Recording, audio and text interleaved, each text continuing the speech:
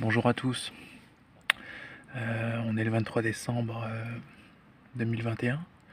Je vous fais une petite vidéo avant les fêtes de fin d'année pour vous dire que je pense à vous, que je ne vous oublie pas. Malheureusement, j'ai eu un emploi du temps extrêmement chargé depuis que les dernières vidéos ont été publiées et ça m'a complètement empêché de vous proposer quelconque contenu.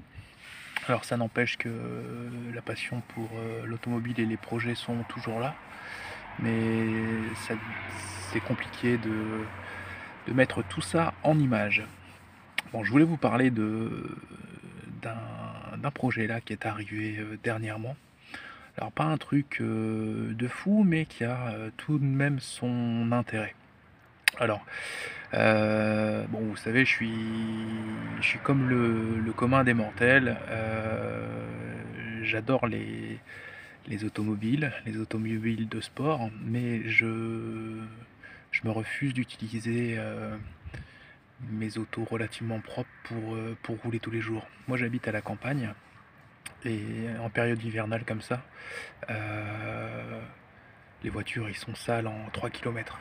Donc j'ai toujours eu un daily driver pour l'hiver qui me permet de l'utiliser sans me soucier de son état, etc. Et jusqu'alors, c'était une vieille New Beetle TDI 90 de 2000. Malheureusement, elle est au gazole et je sais pas si vous avez remarqué, mais le prix du gazole, ça devient du n'importe quoi. Et le reste de mes autos sont convertis à l'E85.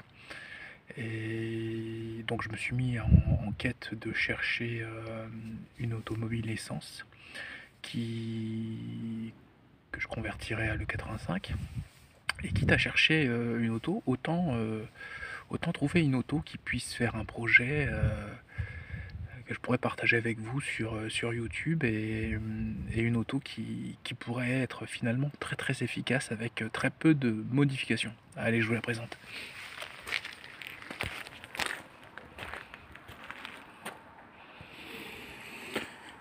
Bon, bah, comme vous avez vu, rien d'exceptionnel, hein. Une Audi A4 série B5 de 1998. Mais ce qui est sympa sur cette voiture, c'est que c'est une Quattro 4 roues motrices à différentiel Torsen. Donc comme les fameuses Audi RS2, S2 ou S4, RS4 ou coupé S2. Rien à voir avec le 4Motion qui utilise le système Aldex qui est moins solide, hein. Les compères coupables de tout et sur la chaîne Car Steels en parlaient, hein. Il y a un petit problème de roulement qui s'use, hein, et qui fait que c'est pas super fiable. Alors, bon, loin de moi l'idée de vous dire que cette auto est la panacée, mais je vais vous parler de quelques caractéristiques et c'est vraiment une auto qui est pas très exploitée ici en France. Elle est pas mal exploitée aux États-Unis, mais en France, on n'en parle pas trop. Alors peut-être parce que ça fait la voiture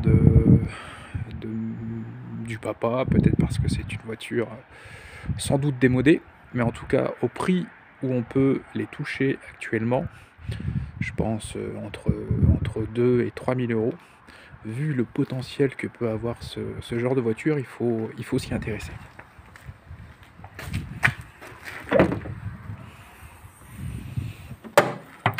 Donc avec le fameux 1,8 litre turbo ici dans une version 150 chevaux.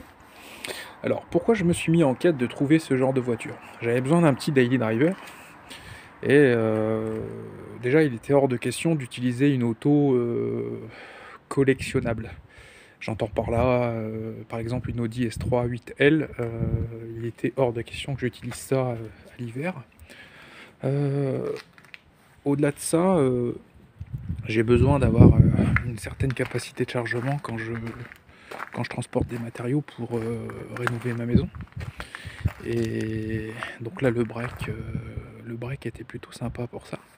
Le crochet d'attelage pareil, hein, lorsqu'on veut attacher la remorque, ou même si un jour j'attelle un plateau pour aller chercher un autre projet, c'est toujours sympa. Et il y a un point qui est vraiment intéressant en fait, comparé aux autres voitures à moteur transversaux utilisant ce 1.8, c'est l'accessibilité mécanique en fait. Sur une Audi A3 1.8 turbo, hein, qu'elle soit une A3 de base ou jusque la S3, une New Beetle ou une Golf 4, c'est toujours une galère pour accéder au turbo, etc. Là ici, on a vraiment une place qui est tout à fait énorme et on peut vraiment accéder partout très très facilement. Bon, je vous ai parlé tout à l'heure vraiment de la plus-value du système Quattro à différentiel Torsen, hein, qui est sans commune mesure avec un système Quattro, enfin 4Motion, pardon. Alors, qu'est-ce qu'on va faire sur cette voiture? Bon, déjà, je vais la convertir à l'E85. Donc ça, c'est une auto avec un code moteur AEB. Les premières. Donc en fait, l'EQ n'est pas reprogrammable par une méthode dite traditionnelle. Ici, il faut dessouder le porté-prom et remettre un porté-prom. Et à chaque fois refaire une EPROM quand on veut faire une carto. Alors bon, c'est pas très très cher, mais il faut toujours dépendre de quelqu'un pour le faire. Donc là, j'ai commandé une injection programmable Megasquirt que je vais recevoir dans les jours à venir. Donc comme ça, on va pouvoir faire évoluer la cartographie en fonction des modifications qu'on va faire sur cette voiture. Donc dans un premier temps, ce sera une carto à l'E85, puis on essaiera de pousser un petit peu la puissance au maxi en changeant le moins de pièces possible, car on va arriver très rapidement à la limite des injecteurs, puis après du turbo qui est ici un K03. Donc bon, sans changer de matos, si on arrive à 220 chevaux, on sera déjà pas mal, mais je compte la faire évoluer un petit peu plus. Bon, ça sera pour la suite sera après. Bon, pareil, hein, au niveau look extérieur, là c'est un vrai bateau, hein, au niveau tenue de route, hein. Elle prend du roulis comme pas permis, elle est extrêmement souple. En même temps, ça permet vraiment de passer partout, hein. On pourrait traverser un champ sans qu'elle ne s'enlise, hein. Mais là, l'idée, c'est de la surbaisser un tout petit peu, histoire que le look soit un peu plus sympa. De lui mettre des jantes d'origine un peu plus grandes, bon, pourquoi pas 17 pouces, quoique le 16 pouces pourrait déjà remplir pas mal les ailes, et plus léger aussi à entraîner. Je voulais aussi vous faire part d'une réflexion de pourquoi finalement cette auto a un intérêt quand même, un intérêt certain. Je vous ai fait un petit comparatif là, un petit tableau récapitulatif de voitures, de leur poids, de leur système de transmission, de leur puissance fiscale, de leur puissance. Et on se rend compte par exemple, si on considère la voiture que nous avons ici actuellement, elle pèse un peu plus de 1400 kg pour 8 chevaux fiscaux, donc c'est vraiment très faible, hein, en assurance. On se rend compte que déjà on est vraiment pas loin d'une S3 8L qui fait déjà 1375 kg, pourtant c'est une compacte, hein, avec le système Aldex que moi je n'aime pas en fait, hein, quand on veut faire passer beaucoup de puissance. Bon, ça tient, mais il faut prévoir de changer le différentiel arrière assez régulièrement. Si on compare avec une S3 8P, on voit déjà que même si c'est une compacte, elle est déjà plus lourde que notre Audi Break ici, bon, sans compter la puissance fiscale qui est bien plus haute. Alors l'idée c'est pas de comparer, c'est pas de dire que la 4B5 1.8 Quattro qui est ici soit mieux, Mais c'est de dire que pour la valeur que peut avoir cette voiture, et le potentiel d'amélioration, c'est difficilement égalable. Et tout ça pour dire qu'il faut s'intéresser à ces voitures-là et les faire rouler, les restaurer et éviter qu'elles partent à la ferraille, quoi. Bon, si on reprend après avec une Audi S1, et donc là c'est une citadine, hein. On se rend compte qu'on est quasiment au même poids, mon système Altex. Si on prend des autos vraiment très prestigieuses comme l'Audi RS2, on voit qu'on a 1495 kg avec le différentiel Torsen. Bon, bien entendu 315 chevaux, mais on se rend compte qu'on est sur quelque chose de tout à fait similaire, hein, voire même un peu plus lourd. Si on prend un coupé S2, donc là on parle d'un coupé, hein, on est exactement dans les mêmes poids. Et finalement, on peut vraiment comparer ce genre d'auto en termes de caractéristiques. Sauf que ça vaut, allez, 2-3 000 euros. Un coupé S2, honnêtement, je me suis pas intéressé au prix, mais je pense pas qu'on en trouve à moins de 15 000 euros. Ensuite, si on parle d'une Golf 4 R32 V6, on est déjà à 1400 kg avec un Aldex. Donc finalement, hein, on en vient à ce poids qui est finalement contenu. On va aller chez d'autres marques, chez Subaru, la WRX, hein, génération 2003. Là, on voit qu'on est sur des poids tout à fait similaires.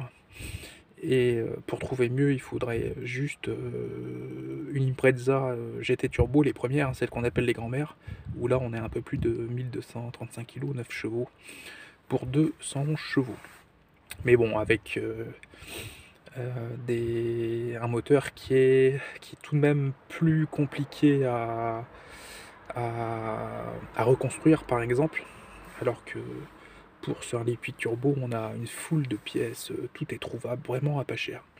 Donc là, l'idée, c'est de vous faire part dans les vidéos à venir des petites des évolutions pour se rendre compte de ce qu'on peut faire, pour quel prix. Alors je vais tester toutes les pièces les moins chères possibles, de qualité suffisante, hein. J'étudierai les retours des précédents utilisateurs, hein, les commentaires. Mais en gros, je vais utiliser du collecteur de turbo chinois, du du décatalyseur chinois aussi. Enfin, tout sera chinois. La Mega Squirt, bon, elle l'est pas, mais de toute façon, c'est un passage obligé pour avoir une injection programmable. Mais l'idée, c'est de mettre le moins d'argent possible pour en tirer une puissance. Alors, je cherche pas à avoir une puissance démoniaque, démesurée. Moi, ça sert à rien d'avoir une bagnole qui fait 400 chevaux et puis qui patine jusqu'en 3 et qui finalement ne sait même pas descendre sous les 16 secondes aux 400 mètres parce que la puissance passe pas au sol. L'idée, c'est d'avoir une auto efficace. Moi, j'aime bien les départs arrêtés. Et l'idée, c'est que cette auto soit vraiment efficace sur un départ arrêté. Je peux pas m'avancer en termes de temps aujourd'hui espéré, mais l'idée, c'est de mixer le fait que les modifications soient quasiment indétectables au niveau moteur. Donc on n'aura pas un turbo démesuré. Je pense que je me limiterai à un GT28 qui peut se loger encore dans le compartiment et les caches plastiques vont encore le dissimuler. Pareil pour le calculateur, on ne distinguera pas. Et tout ce qui est rampe d'injection, etc., tout ça, ce sera d'origine. L'idée, c'est d'en faire vraiment un vrai slipper. Mais la vraie définition du slipper. Parce que là, en ce moment, tourne sur YouTube, tout le monde parle de slipper en parlant par exemple d'une Audi RS4. Non, je suis désolé, une Audi RS4, c'est pas un slipper. Un slipper, c'est la bagnole de papy, là, qui ressemble à rien, et puis finalement qui envoie des watts comme c'est pas permis. Alors bon, en potentiel, puisque J'ai tout de même quelques idées. J'aimerais beaucoup atteindre les 300 chevaux, mais avec une auto qui est capable de rouler tous les jours avec une consommation raisonnable. J'avance en conduite coulée 10-11 litres au 100 en conduite de tous les jours pour aller au taf, et qui soit conduisible bah, par tous, hein, par ma femme par exemple, comme si de rien n'était. Donc voilà, je pourrais vous parler aussi d'autres projets, mais un peu de teasing. Cette coccinelle-là, en fait, puisque je vais gérer les deux projets un petit peu en même temps, ça fera l'objet aussi d'une autre série de vidéos. Mais pareil, sur cette voiture, je vais la passer en injection électronique Megasquirt. Déjà pour la faire fonctionner à l'E85 en tout temps comme un daily driver, et pour améliorer les performances tout en restant visuellement très discret en fait, hein, en utilisant une injection dite de mexicaine. Enfin bon, on en parlera peut-être une autre fois. Bon, sur ce, je vous dis à bientôt. J'espère que cette petite vidéo faite à l'arrache vous plaira. J'ai toujours pas investi dans du matos vidéo de qualité. Je le fais toujours avec mon téléphone. J'espère que je tremble pas trop, parce que là il doit faire 1 ou 2 degrés. Bon, en tout cas, je vous souhaite de super bonnes fêtes de fin d'année, en espérant que le Père Noël vous gâte, et je vous dis à très bientôt.